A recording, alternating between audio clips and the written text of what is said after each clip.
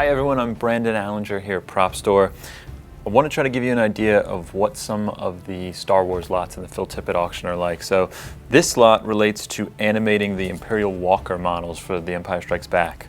The Walker models were animated by John Berg, Phil Tippett, and Doug Beswick, and these are some of Phil's hand-drawn notes relating to how the Walkers walk. So let me show you one thing in the lot. First of all, they went out and studied a real elephant, the same elephant actually that they used to play the Bantha in the first film, an elephant named Margie.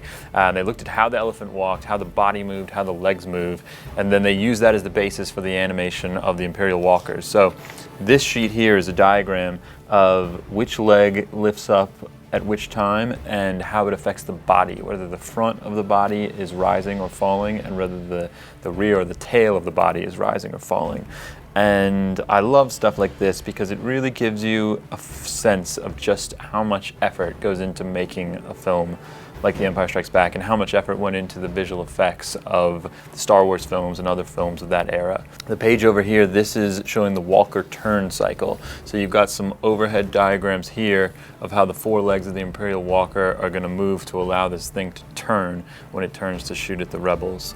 And all this stuff had to be thought about in depth, in detail, worked out on paper like this before they could actually go and animate those Walker models and create those shots.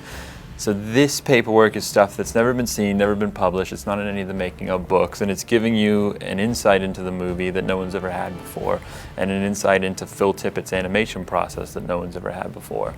And I personally love seeing stuff like this. I think it's archival, I think it's historic, I think it's wonderful, and I'm happy that we have it here in the Phil Tippett auction.